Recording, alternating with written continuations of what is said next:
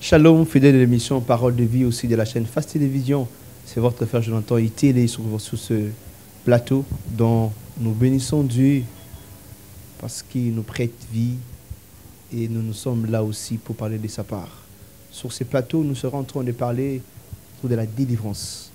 On parlera de beaucoup de choses. Est-ce qu'il est toujours possible à celui qui est en Christ être lié?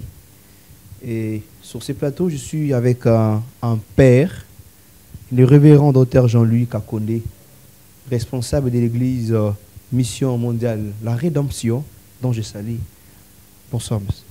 Bonsoir, docteur révérend. Comment vous allez? Ça va très bien, merci. Il faut que je dise docteur révérend ou bien je dis si vous voulez.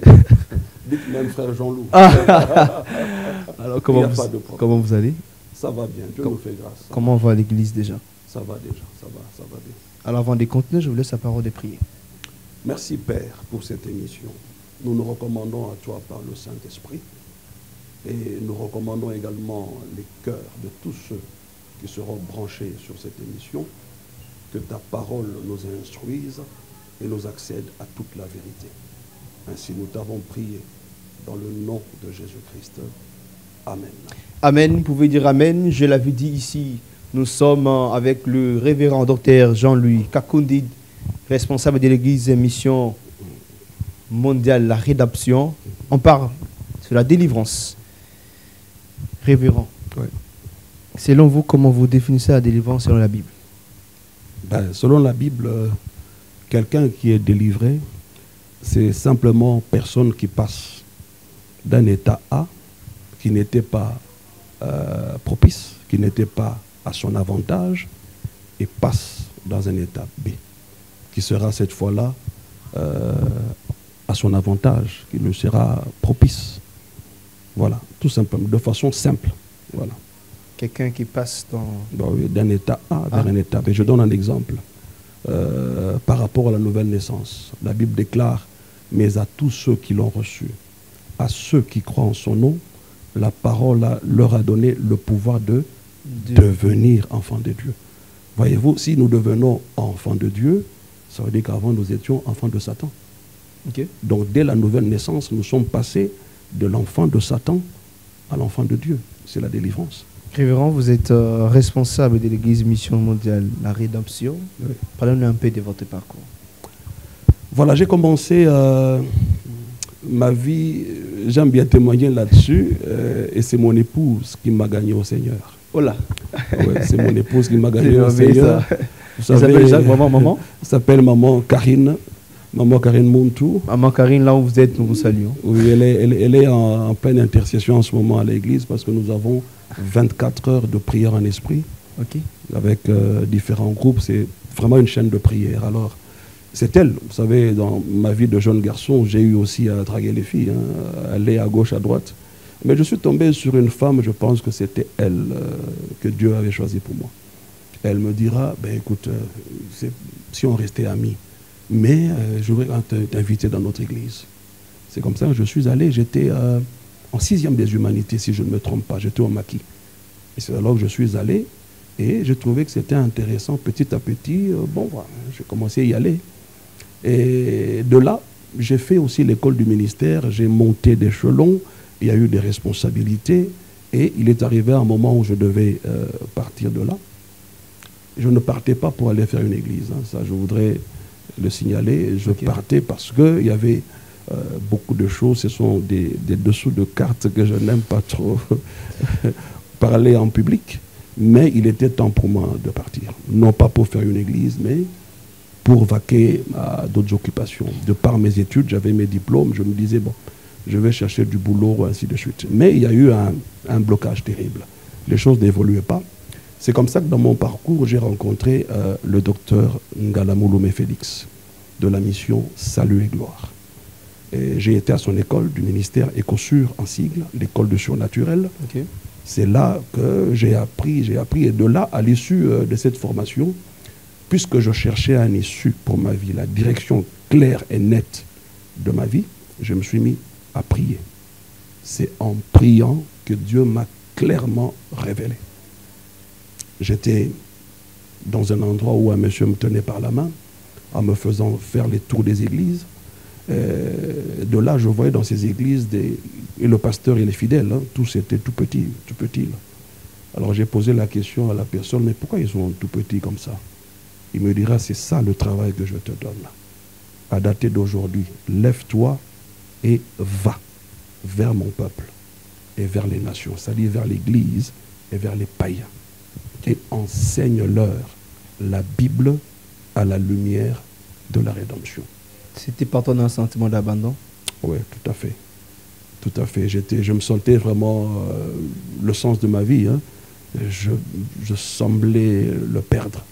Et j'avais ce souci-là de connaître une direction claire de ma vie. Je savais que je devais servir Dieu, mais j'avais besoin de précision. Et c'est comme ça que Dieu m'a donné ce mandat, avec un verset à l'appui, Colossiens chapitre 1, verset 28 à 29, qui déclare, c'est celui. Hein, j'aimerais que nous lisions ce passage-là, ça nous aiderait beaucoup. Au verset 28, Colossiens chapitre 1, on dit, c'est lui que nous annonçons, lui, Christ, exhortant tout homme et instruisant tout homme et en toute sagesse, afin de présenter à Dieu tout homme devenu parfait en Christ. Remarquez que dans ce texte, Dieu me recommande de ne pas enseigner des choses, mais enseigner une personne. C'est lui que nous enseignons. Et pour mieux enseigner Christ, écoutez bien le verset 29, on dit, c'est à quoi je travaille en combattant avec sa force, qui agit puissamment en moi. Il s'agit du Saint-Esprit. Donc la base de mon ministère, c'est de parler sur la rédemption et également sur la personne du Saint-Esprit. Déjà combien de temps dans le ministère? Ça fait 27 ans, hein, si je compte. Depuis la première fois que j'ai commencé à prêcher, j'ai été formé, ça fait mine de rien, ça fait 27 ans que je suis dans le ministère.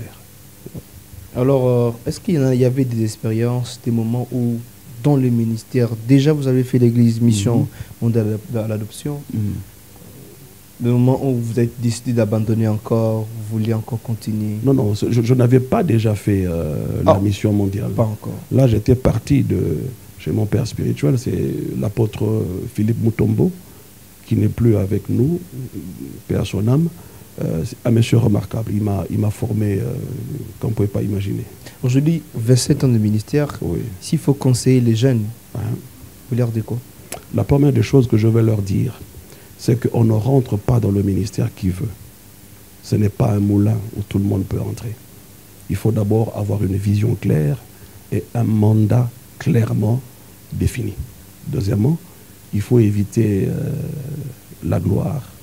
La gestion de la gloire, il faut vraiment les femmes et l'argent. Ce sont les 4 choses que je voudrais leur conseiller. Évidemment, il y a d'autres choses, mais les 4 majeures, ce sont ces choses-là. Vous avez écouté les 4 choses, vous devez retenir, très cher ministère de Dieu, jeune que vous êtes, révérend Dr Jean-Luc Akondé, nous parlons de la délivrance. Vous nous avez de délivrance, écouté l'étape A, enfin l'étape B. Mais je suis, à partant de ces passages, vous allez me donner les références. Si le Christ vous le libère, vous êtes réellement libre. Il est-il possible que vous êtes en Christ, mais être lié? Ah, ok. Déjà, ce texte-là, il faut bien l'analyser. Okay. Hein, si le Christ vous a franchi, vous serez réellement libre. Ce n'est pas dans l'apéro de l'Église qu'on nous parle de cette histoire-là. Okay. C'est dans les évangiles. Et lorsque vous lisez les évangiles, Christ n'est pas encore mort, il n'est pas encore ressuscité. Le Saint-Esprit n'habite pas encore dans l'homme. Et tout ça là, c'est ce qu'on appelle les dispensations. Et finalement, il y a une partie qu'on appelle épître, qui commence jusqu'après les actes des apôtres. C'est cette partie-là qui nous explique le mieux la vie chrétienne. Et si vous lisez les épîtres, vous ne verrez nulle part, si on tient compte de tout ce que nous enseignons de nos jours, vous ne retrouvez nulle part dans les épîtres, là où on parle du chrétien, la vie du chrétien, la vie de l'Église, où on a des exemples tels que un chrétien qui est possédé d'un démon, un chrétien qui est lié, qui est sous les autels de famille ou dans une prison satanique. Il n'y en a pas. Alors je pense humblement, si tout ce qui s'enseigne aujourd'hui sur la délivrance était correct, j'imagine qu'on devrait avoir des exemples comme cela. Ok. Où on vous montre clairement que voilà, ce chrétien-là, à cause du fait que son père était, je ne sais pas moi, dans les fétiches, lui aussi, il est en train de vivre la même malédiction. Mais tous les versets qu'on utilise pour nous faire croire que nous pouvons être maudits, liés, tout ça, c'est dans l'Ancien Testament. Tout ça de l'Ancien Testament. Oui, c'est dans l'Ancien Testament. Mais vous pouvez affirmer ici qu'il est possible d'être en Christ, d'être lié. Non. Non. Quand on est en Christ, on ne peut pas être lié. Lié par quoi? Les liens des familles. Non, ça ce sont des histoires. Vous savez, pour mieux comprendre cette vie de liberté, de délivrance du chrétien, il faut premièrement comprendre votre composition humaine. Ça veut dire que l'homme est esprit, il a une âme et vit dans un corps physique. Cette composition donc à la lumière de la rédemption. Ça veut dire quoi? Ça veut dire que se passe-t-il lorsque quelqu'un reçoit Jésus dans sa vie? Lorsque vous recevez le Christ, ce n'est pas votre corps qui est transformé. Ce n'est pas votre âme non plus. C'est-à-dire votre système de pensée, votre façon de croire naturellement. C'est au niveau de votre âme. L'âme, c'est là, c'est la tête. C'est pas ici. Généralement, les gens disent, non. L'âme, c'est ici, c'est la tête. Voyez-vous, toutes ces deux parties-là, âme et corps, à la nouvelle naissance, n'ont subi aucune transformation. Okay. C'est ce que la Bible appelle la chair. Mais il n'y a que votre esprit qui est né de nouveau, qui est complètement racheté et délivré à 100%. À tel point que la Bible déclare que vous êtes une nouvelle créature. Vous ne devenez pas. Ça veut dire, le même moment où vous croyez en Jésus, vous êtes une nouvelle créature. Jésus en a aussi parlé dans Jean 4, je pense, Jean 5, verset 20, je pense. Il dit, si vous croyez en moi, celui que le Père a envoyé, vous êtes sauvés, vous êtes passés de la mort à la vie, de la malédiction à la bénédiction. Juste le jour où vous croyez en Jésus. Alors ça, c'est un fait accompli. Mais c'est une autre paire de manches que de vivre ce qui s'est passé dans votre esprit.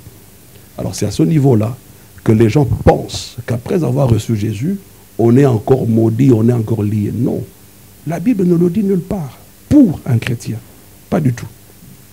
Je vais prendre un autre exemple dans les épîtres.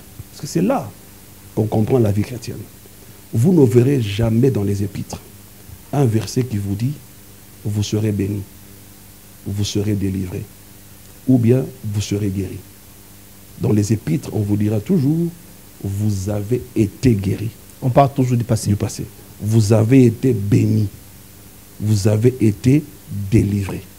Tout ce que nous sommes et avons en Christ dans les épîtres, c'est jamais écrit au temps futur. Pourquoi ça? Mais parce que Christ a déjà accompli. Pas une erreur? Non, ce n'est pas une erreur.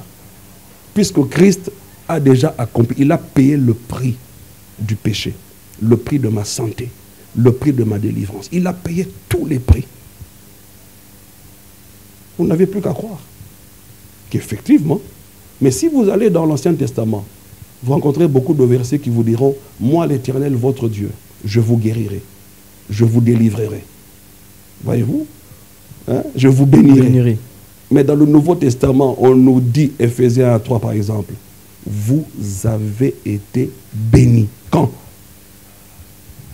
Mais depuis l'éternité. Qu'est-ce qui a empêché que je rentre dans cette bénédiction? C'est le fait que j'étais né sous l'empire du péché. J'étais pécheur à ma naissance naturelle. Et quand je reçois Jésus, je suis sauvé.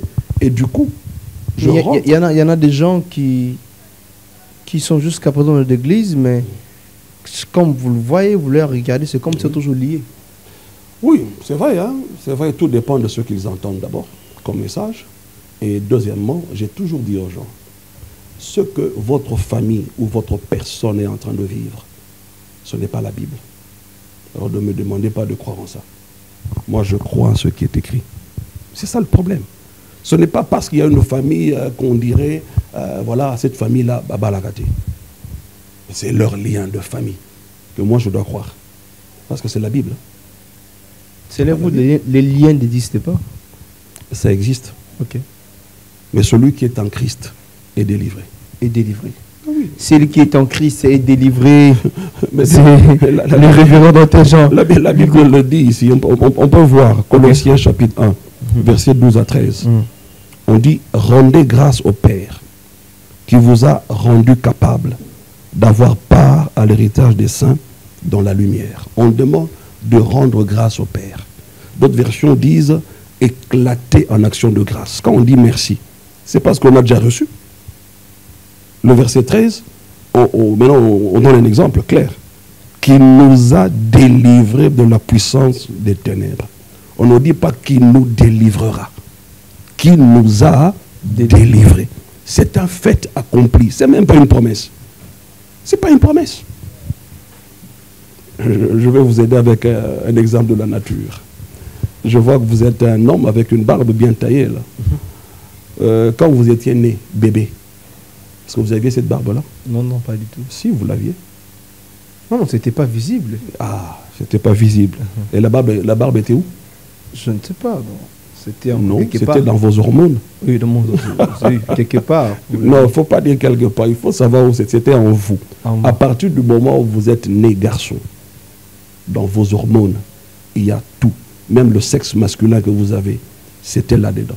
Mais est-ce que vous aviez utilisé ce sexe-là le même jour de votre naissance? Vous ne saviez même pas. Non, non. Vous avez pris conscience de ça quand? En grandissant. Alors dites-moi, est-ce que votre papa est allé arracher une barbe quelque part pour la planter sur votre menton? Non, non pas. Qu'est-ce que maman a fait? Elle a simplement préparé un bon foufou. Un bon foufou. Et voilà, Jonathan a mangé, il a grandi. Et à chaque niveau de croissance correspond à quelque chose de visible. De vous attendre de parler, c'est qu'il y a un problème de la connaissance aux gens. Mon peuple périt, faute de connaissance. Ça veut dire en d'autres termes, vous ne pouvez pas bénéficier de ce que vous ignorez. Et j'ajoute même que le peuple de Dieu souffre plus entre les mains de l'ignorance qu'entre les mains de Satan. Ok. Ah oui. C'est l'ignorance. Donc on peut dire que ces derniers temps, les diables ne fait rien du tout, c'est la manque de connaissances. Je ne dirais pas qu'il ne fait rien du tout. Ok. Parce qu'il est là, le grand menteur, c'est lui. Romains, non, c'est Jean chapitre 8, qui nous dit que quand il ment, il est vraiment dans son élément. C'est un gros menteur, il utilise toujours la ruse pour nous séduire. Ça, c'est son côté fort. Je donne un exemple. Vous savez, moi par exemple, je ne sais pas faire la différence entre le vrai et le faux dollar. Alors très facilement, on peut me mentir. Vous ne savez pas faire ça? Non, je ne sais pas faire la différence. Je ne sais pas. Vous peut-être, hein? Mais moi, je ne sais pas. Et à partir du moment que vous n'avez pas de vérité en vous concernant le dollar, si vous ne savez même pas détecter la vérité, c'est-à-dire le vrai dollar, comment vous allez détecter le faux? C'est difficile. C'est difficile. Et c'est sur ça que le diable table pour nous maltraiter ici sur la terre. Il sait que nous avons autorité et pouvoir sur lui. Et il sait aussi que nous ne le savons pas. Alors voilà, maintenant il vient à la porte de notre âme pour voilà, injecter le mensonge. Il vous dira par exemple, Jonathan, ça n'est fini pour toi, ça ne marchera pas. Alors si toi tu entends le message de Satan, parce que la foi vient de ce qu'on entend, la parole de Christ. Ce qu'on attend, c'est la parole. L'incrédulité aussi vient de ce qu'on entend, mais la parole du diable. Vous êtes nombreux de nous suivre. Nous sommes avec le révérend Dr Jean-Louis Condé, responsable de l'église Mission Mondiale La Rédemption, mais aussi il est responsable de l'école biblique. École de la vie profonde. École de la vie profonde. Voilà. Croyez-vous au lien ou pas? Je ne crois pas au lien. Pas du tout. Mais Abraham aussi était dans les églises, dans le lien. Vous parlez d'Abraham, moi je vous parle de Christ. Vous me parlez de l'Ancien Testament, moi je parle de la Nouvelle Alliance. Il y a, je donne l'exemple, il y a un homme de fou de Gaba. Voilà. Est-ce que la Bible dit que ce fou-là était chrétien? C'est ça le problème. Dans la plupart des cas, les gens ont un très sérieux problème de dispensation. Okay. La Bible dit, il eut un homme qui était possédé d'un esprit impur. Est-ce qu'on a dit c'est un chrétien? Dites-moi, pendant que Jésus marchait sur la terre, avant sa mort et sa résurrection, qui était né de nouveau? Qui? Bon, il y avait des gens qui étaient avec eux, le Luc. Non, moi je parle de qui est né de nouveau. Toi, Personne. Il y avait des gens. Il y avait des gens. Vous voyez, c'est là le problème. Personne n'était né de nouveau. Tous ceux sur qui Jésus a prié, aucun n'était enfant de Dieu. Même Pierre et tous les autres disciples. Quel était le rôle du baptême de Jean? Le baptême de Jean nous préparait à croire Jésus quand il allait apparaître. C'est tout. Voilà pourquoi dans Acte 19, lorsque Paul a posé des questions à quelques disciples de Jean qui étaient à Éphèse, ils lui disent, il leur pose la question, de quel baptême avez-vous donc été baptisé? Ils disent du baptême de Jean. Il dit, non, Jean a baptisé du baptême de repentance, disant au peuple de croire en celui qui devait arriver. Mais maintenant que Jésus est arrivé, ce baptême-là tombe caduc. Nous baptisons au nom de Jésus. C'est tout. Le baptême ne sauve pas. C'est le nom de Jésus qui sauve. Amen. Les baptêmes ne sauvent pas, c'est le nom de Jésus. Quand je crois en Jésus, je suis déjà sauvé. Maintenant, je vais aux eaux du baptême. La formule du salut, si je peux utiliser quelque chose de mathématique, ce n'est pas croire en Jésus plus baptême égale salut. Non. C'est croire en Jésus plus 0 égale salut. Je n'ai rien à donner. Mais maintenant, quand les gens font des prières, Seigneur, je te donne quoi? Mais ça, il faut leur demander. Je peux donner à Dieu mes louanges, l'adoration, mais je ne peux rien donner à Dieu pour obtenir en échange le salut. S'il y avait une seule bonne œuvre à faire pour que l'homme soit sauvé, Jésus ne serait pas venu. S'il est venu, c'est parce que l'homme était incapable de se sauver lui-même, malgré ses bonnes intentions, malgré sa bonne éducation, malgré ses bonnes œuvres. Il ne peut pas accumuler toutes ces choses-là et donner à Dieu, et en retour, Dieu lui donne le salut. Le salut ne s'obtient en aucun autre. Car il y a sous le ciel aucun autre nom qui nous a été donné par lequel nous devons être sauvés, si ce n'est le nom de Jésus. Amen. Amen. Si ce n'est que le nom de Jésus, fidèle de l'émission Parole de vie de la chaîne FAT Télévision, la chaîne de votre choix, nous sommes en train de parler sur la délivrance, révérend. Mais dans la mbodi, on a un peu mbodi, dans la bête mbodité, allez-y avec. Mais j'aimerais que vous puissiez vraiment nous donner 3-4 choses qui prouvent que cette personne est complètement délivrée.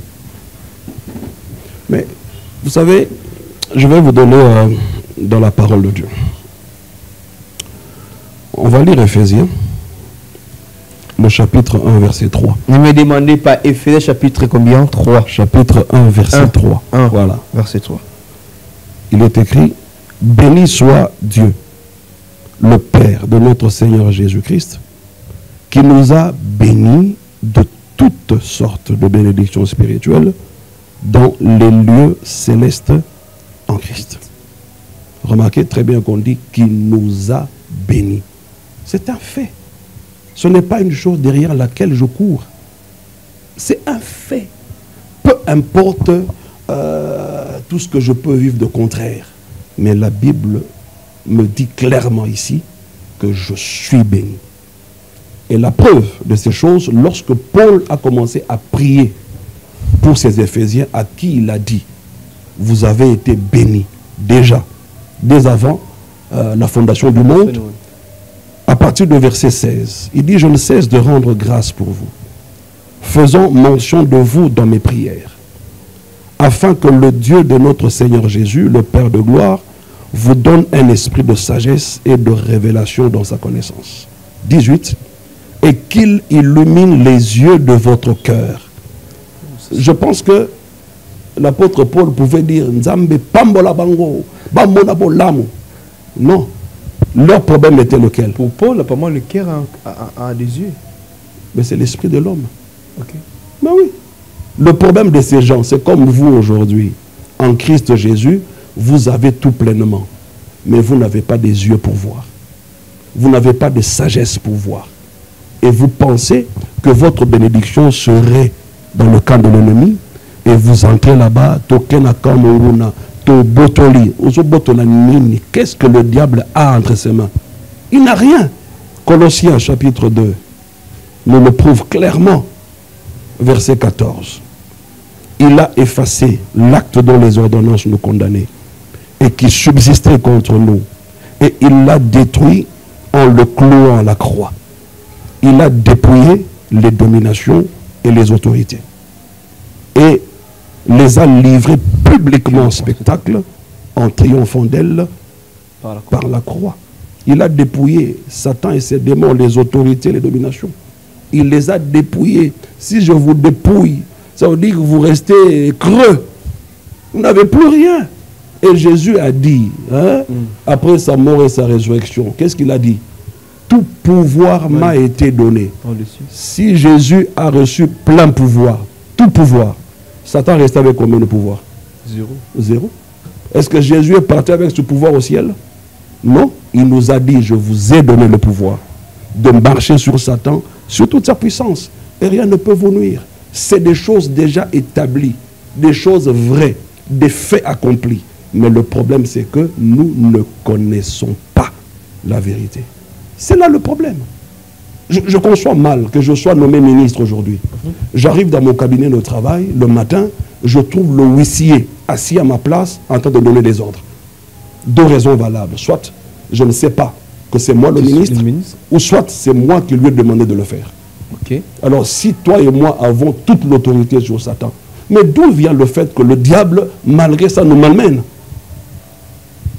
C'est que nous-mêmes, on a donné. Ben oui, c'est nous-mêmes qui avons donné. Vous êtes à la maison, vous pouvez acclamer. C'est nous-mêmes qui avons donné à Satan l'opportunité de faire. Tel qu'on est là, il faut qu'on mette à côté toutes ces histoires de prières, de délivrances, de combats. Mettez ça à côté. Mais je vais vous montrer un modèle de délivrance que l'apôtre Paul nous montre ici dans Romains, au chapitre 4.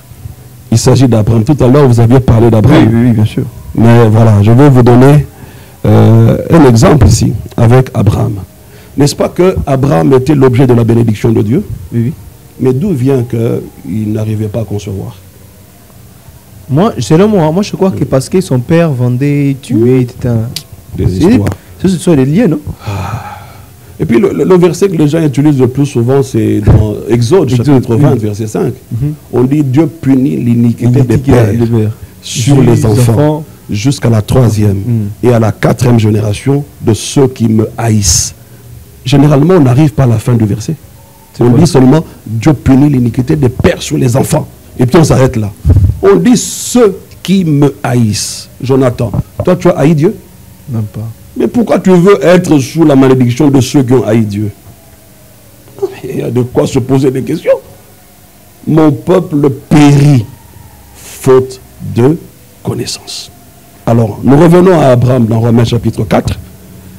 Ce que les gens appellent généralement le combat spirituel, moi j'aime l'appeler le bon combat de la foi. Oui. Ça veut dire qu'il y a des gens qui peuvent faire un combat, mais qui n'est pas le bon combat. Un peu comme Tokenaka Monguna, Tobotoli, Tobotoli, Tobuki, Topanzi. C'est quoi ça? Vous avez vu ce modèle-là dans la Bible? Je suis pour la Bible, un point entré. Je suis pour la Bible. Si tu es pour la Bible, tu marcheras avec moi. Ok. Et puis, mes chers frères, quand vous faites ces prières-là, ce n'est pas parce que tu as un résultat quelconque que tu te diras que tu as bien fait. La grâce de Dieu est au-dessus de tout. Mais il arrivera un moment où, au Robert et la moto, au Boukio Pandi, rien ne s'est fait. Ils sont nombreux. Ils ont fait ces choses-là année après année. Il n'y a pas de changement. Moi, je n'ai jamais fait ça. Mais frère, est-ce que j'ai l'air de souffrir autant? Franchement. Même pas. La grâce de Dieu est sur moi parce que j'ai compris les Écritures. Alors, Abraham, à partir du verset 17, on dit « Je t'ai établi père d'un grand nombre de nations ». Il est notre père devant celui auquel il a cru. Dieu qui donne la vie aux morts et qui appelle les choses qui ne sont point comme si elles étaient. Voyez-vous? Ça, c'est le bon combat. Tu vas appeler les choses qui ne sont point comme si elles étaient. Qu'est-ce qui manque dans ta vie? Mais tu énumères ça. Qu'est-ce que Dieu dit au sujet de ce que tu manques? Voilà le verset que tu dois user par la foi pour le vivre. Tu n'as pas besoin d'aller envoyer le feu chez Satan. Non. Tu n'en as même pas le pouvoir. Non. Il n'y a que Dieu qui, au dernier jour, prendra Satan et ses démons et les enverra dans les temps de feu éternel. Tu as le pouvoir de le chasser, de marcher sur lui, de prendre autorité sur lui. Écoutez, voyez-vous. Et le verset 18 dit, espérant contre toute espérance, il a cru, en sorte qu'il devint père d'un grand nombre de nations, selon ce qui lui avait été dit, telle sera ta postérité. La promesse, c'est-à-dire la parole a été donnée, mais dans le physique, Abraham était buté à quelque chose qui lui faisait croire qu'il est stérile. Voyez-vous? Il croyait. C'est ce qu'il voyait là. Il voyait. Il pouvait en arriver là. Mais à cause de la foi qu'il avait, la Bible déclare, il a espéré contre toute espérance. Si aujourd'hui, vous aviez l'âge d'Abraham et qu'on vous dise vous aurez un enfant, je crois que vous allez vite aller sur le net pour voir un papa de cet âge-là, et une femme Sarah de cet âge-là. Si ça existe quand même, s'il y a des cas. Mais Abraham n'avait pas tout ça. Il n'avait que la parole. Amen. Telle sera ta postérité. En fait, dans le combat, le bon combat de la foi, vous êtes comme un arbitre, vous êtes comme un juge. Vous avez des éléments que vous percevez au moins de vos 5 sens, qui vous disent, vous êtes malade, il y a la fièvre, le médecin m'avait dit, c'est une maladie incurable. Tout ça, vous avez cette liste. Et vous avez aussi les preuves que Dieu vous met sur la table, en vous disant que par les meurtrissures de Jésus, vous avez été guéri. Amen. Si j'ai été, donc je le suis. Voyez-vous, ce n'est pas une chose derrière laquelle je cours. La guérison est en moi. La guérison n'est pas sur une montagne. La guérison n'est pas auprès d'un médecin. La guérison est en moi, en Christ, dans mon homme intérieur. Alors maintenant, Abraham, qu'est-ce qu'il devait faire? Il devait maintenant appliquer la foi pour voir cette postérité. Il a commencé par espérer contre toute espérance. Mais il crut en sorte qu'il devint père d'un grand nombre de nations. Verset 19, pour gagner du temps. Et sans faiblir dans la foi, il ne considéra pas que son corps était déjà usé. Sans faiblir. Qu'est-ce qui nous faiblit dans la foi? C'est de regarder son corps. Voilà, je maigris, la maladie est là, c'est fini. Voilà. Les 5 sens. C'est ça la chair. Voilà la chose que vous devez refuser dans votre marche chrétienne. Marcher selon la foi et non selon la vue. Ça veut dire, les 5 sens ne peuvent pas vous conduire à vivre ce que Dieu vous a déjà donné en Jésus-Christ. C'est la foi. Fermez les yeux à tout cela. C'est ce qu'Abraham a fait. Il n'a pas regardé que son corps était déjà usé, puisqu'il avait près de 100 ans, et que Sarah n'était plus en état d'avoir des enfants. Il ne douta point par incrédulité. En regardant leur état, l'état de leur corps, sa foi pouvait être mêlée avec l'incrédulité. Et ça allait bloquer quelque part. Voilà. Il n'a pas regardé ça. Il n'a pas considéré ça. Mais il a considéré ce que Dieu a dit à son sujet.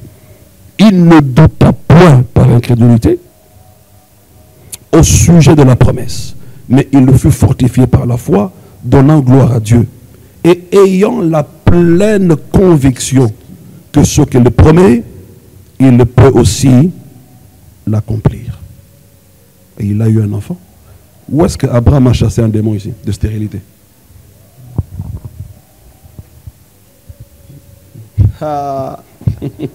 Donc, est-ce qu'il en avait aussi le pouvoir?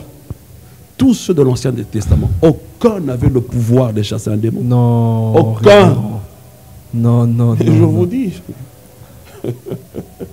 c'est Jésus qui est venu et il a détruit les œuvres de l'ennemi. Il nous a donné le pouvoir.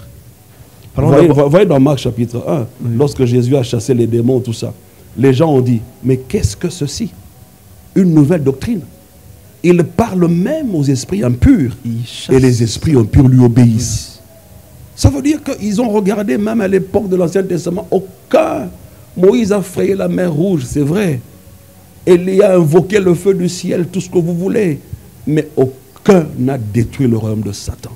C'est Jésus qui l'a détruit Et il nous a donné le plein pouvoir de continuer cette œuvre en marchant sur Satan, sur toute sa puissance, et que rien ne peut nous nuire. Rien, c'est rien. Rien ne peut nous nuire quand Voilà. vous êtes en Christ. J'aimerais en fait quelque chose qui vient à ma tête. Je suis dans le livre, je suis dans l'histoire de Daniel, qui était en train de prier. Ok. L'ange demande, Daniel, avant que temps de la prière, Dieu t'avait déjà exaucé. Mais le roi des Perses a bloqué cela pendant 20 ans. Voilà un autre élément. Un autre. Vous savez, dans Hébreu, la Bible nous dit, Jésus a inauguré une route nouvelle et vivante. Amen. C'est une route nouvelle, au moyen de son sang. Alors, je peux ici, sans le moindre doute, sans peur d'être contredit, qu'à l'époque de Daniel, cette route n'avait pas encore été frayée. Ok. Et donc, ils sont passés par cette route là où tous les esprits passent. Où, vous voyez, Job, par exemple, on dit Satan est venu à l'assemblée des saints, il est venu accuser Job. Sur cette route, la nouvelle est vivante. Et puis Dieu n'appelle pas Job serviteur, il appelle pas Job fils, il appelle Job serviteur. Ben oui, ce sont des serviteurs. Remarquez une parenthèse avant de descendre par rapport à la question. Dans l'Ancien Testament, lequel d'entre eux, en priant Dieu, il l'a appelé mon père? Aucun. Okay. Parce qu'aucun n'était fils de Dieu. Ils étaient le peuple de Dieu, mais ils n'étaient pas les enfants de Dieu. Mais quand Jésus est venu pour rétablir l'homme dans la nouvelle création, pour devenir enfant de Dieu, il dit, lorsque vous priez, dites, notre Père qui est aux cieux. Ça prouve la suffisance. Que ce sont deux dispensations, nous ne sommes pas pareils. Moi, je suis fils de Dieu. Je suis un fils établi dans la maison de mon Père. Eux, ils sont des serviteurs établis dans la maison du Père. Okay. Ils sont l'ombre des choses à venir. Moi, j'imprime la réalité qui est Christ. Amen. C'est ça qu'il faut comprendre. Alors, Daniel n'est pas passé par la route nouvelle et vivante. Et les bénédictions de Dieu ne sont pas venues non plus par la route nouvelle et vivante. Raison de plus que cette route-là soit barrée. Hein, que le prince de Perse en paix. Mais moi, quand je dis Père céleste au nom de Jésus, Jésus est le chemin. Sur ce chemin-là, il n'y a aucun démon. Il n'y a aucun sorcier. Alors je me demande, qu'est-ce qui peut m'empêcher le Père de m'exaucer si ce n'est ma propre incrédulité? Oui. Okay. Vous êtes là, très nombreux en train de nous suivre. Nous sommes en train de parler sur la délivrance. J'ai beaucoup aimé. À la fin, il a dit, sur cette route, il n'y en a que Jésus, il n'y a pas de démons. Il n'y a pas de sorciers de la famille. Il n'y en a pas. Mais ça, la maman, on va te randunda. Mapa, et tu sais que à Kanisa, tu pas vivre un lien n'habitumba famille révérend. Tu coules au bani pour la maman. Maman, on a appelé ça dans le verset Moko. Avant, on a expliqué. Tout le monde a l'ingala. Romains chapitre 8, verset 1. Okay.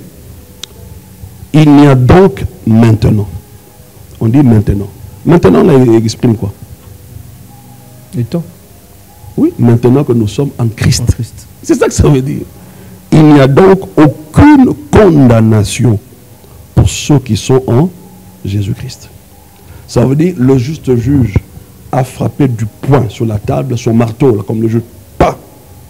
Et il déclare, Jonathan, il n'y a plus de condamnation pour toi. Il n'y a plus aucune. Amen. Peu importe ce que tes ancêtres ont dit, ont fait. Il dit maintenant en Christ, il n'y en a plus. C'est Dieu qui le dit, c'est une affirmation. Ce n'est pas une probabilité. Ce n'est pas non plus une promesse.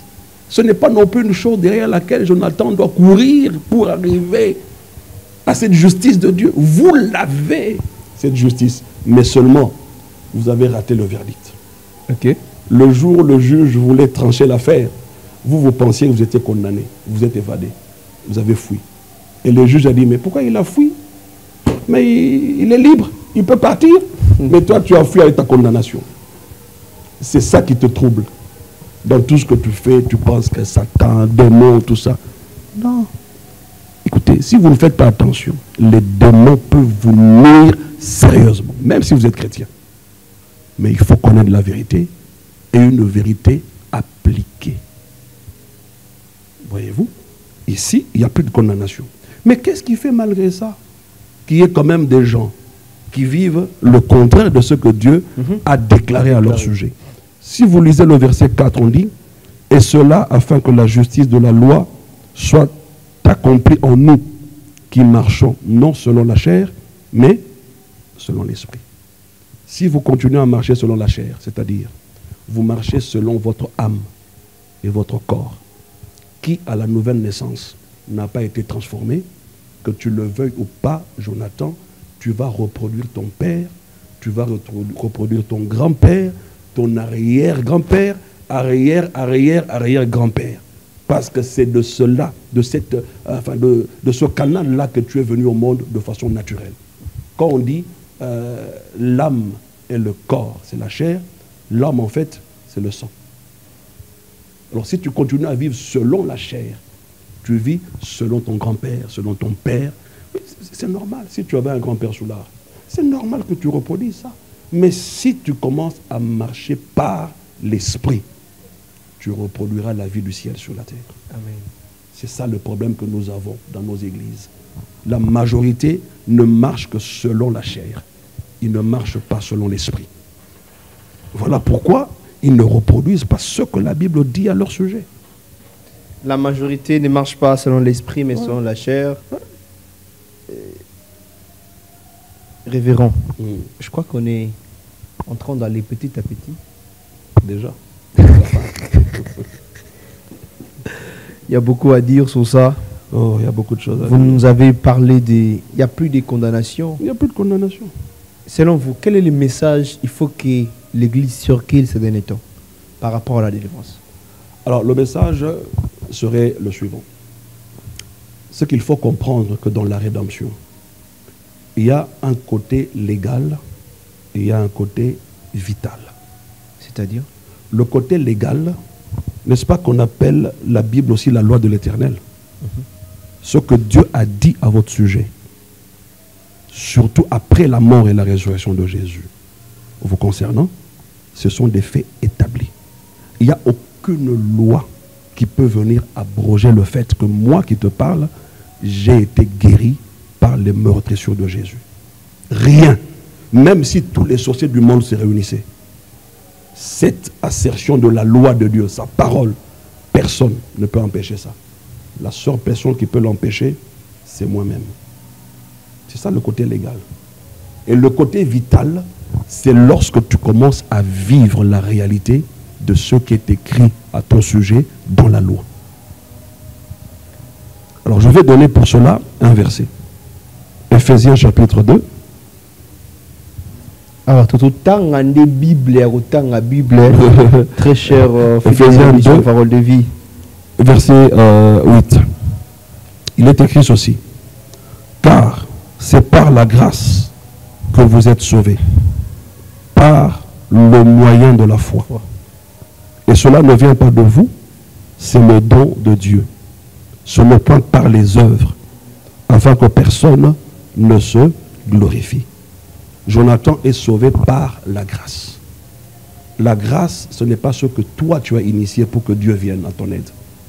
C'est ce que Dieu a initié de son propre chef, de par son amour. Il déclare que j'envoie Jésus pour Jonathan. Quand il croit en Jésus, je déclare qu'il est sauvé. Ça, c'est la grâce. C'est ce que Dieu a fait pour nous. Et le moyen par lequel tu rentres dans ce que Dieu a fait pour toi, c'est la foi. Okay. Voilà pourquoi on dit sauvé par la grâce au moyen de la foi.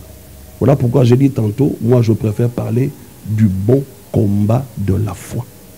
Et non du combat spirituel. Ok.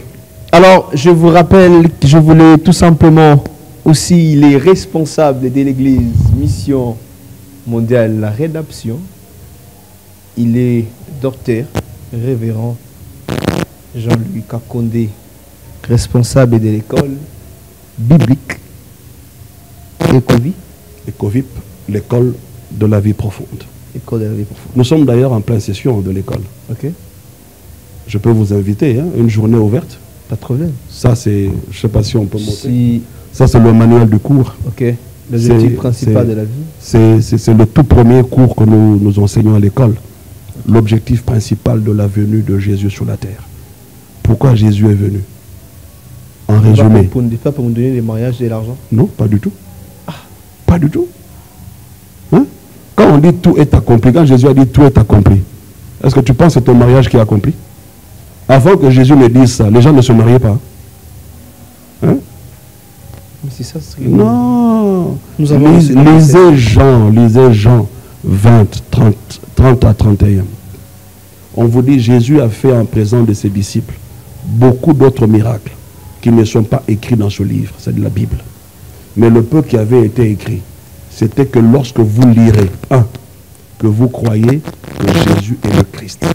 2, en croyant que vous receviez la vie en son nom. C'était le révérend Jean-Louis Kakoundé. On n'a pas dit croyez pour avoir le mariage. On n'a pas dit ça. C'est pour recevoir la vie. Quand vous avez la vie de Dieu en vous, je prends l'exemple d'un lion. Un lion, aussi affamé soit-il, vous ne le verrez jamais en train de brouter de l'herbe. Parce qu'il a la vie d'un lion, d'un carnivore. Alors maintenant, pourquoi nous qui avons la vie de Dieu, nous devons être tout le temps malades, nous devons être dans la médiocrité, dans les bêtises et tout ça? C'est quelle vie que nous avons reçue? C'est le problème. Révérend, on est presque à la fin. Je veux bien que vous regardez la caméra. Ouais. Affirmez-vous ici, sur notre plateau. J'aime bien la fin d'une émission quand les journalistes posent leurs questions là. Ici, vous nous avez dit que le combat spirituel tel qu'on l'enseigne, ce n'est pas ça. Effectivement, le combat spirituel tel que l'enseigne aujourd'hui, ce n'est pas cela. Surtout par rapport aux chrétiens. Je vais donner un indice. Lisez Romains, chapitre 5 jusqu'au chapitre 8. Et vous allez découvrir quelle est la place de la délivrance dans la vie d'un chrétien. Ce n'est pas pour le délivrer des liens, des démons, non, c'est pas ça. Lisez cette portion des Écritures, chapitre 5, 6, 7, 8 de Romains. Et vous comprendrez. Ben, vous nous avez dit ici, à la fête, il dit combat spirituel, combat de la foi. Oui, c'est ce que moi je préfère dire. Je n'ai vu nulle part où les apôtres ont parlé de combat spirituel. L'apôtre Paul a parlé à Timothée du bon combat de la foi. Merci beaucoup, révérend. C'est moi qui vous remercie. Il y a un mot à dire par rapport le seul mot que je peux dire, tous ceux qui nous suivent, qui n'ont pas encore reçu Jésus dans leur vie, la procédure est simple. En accord avec Romains chapitre 10, verset 9, confessez simplement là où vous êtes.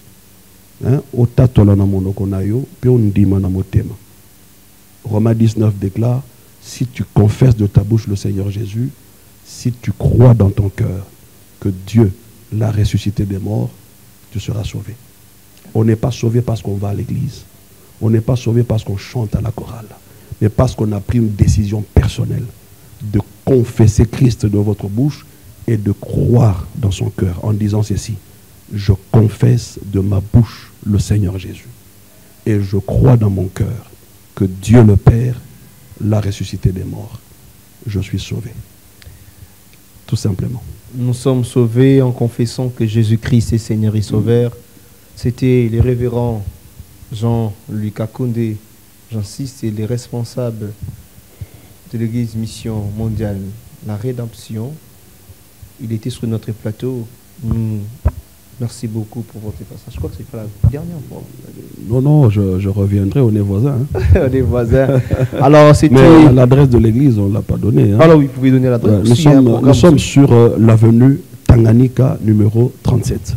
Tanganyika numéro 37. Dans la commune de Kintambo. Non loin de la station Total qui est sur l'avenue Oyo. Ok. Voilà. Donc, Oya, ici seulement, vous voulez rejoindre l'église Mission Mondiale la Rédemption. Demain, nous avons culte, hein, de 8h à 11h. Josué Kilafou d'Israël avec Idrissa Denoua. Et mardi et jeudi, nous avons le culte de la semaine à partir de 17h jusqu'à 19h. J'invite Josué Kilafou d'Ipépito Idrissa Denoua d'aller à l'église. Ça sera un plaisir. Un plaisir. Je suis aussi votre frère Jonathan Itili sur la délivrance que nous avons parlé sur cette plateau. Je vous dis merci beaucoup. Continuez à aimer votre chaîne, la chaîne de votre Soir Face Télévision. Alors on peut se mettre les mots. Ah, bien. Merci beaucoup. C'est moi qui vous remercie. Seigneur de bénir. Merci. Bénis son temps.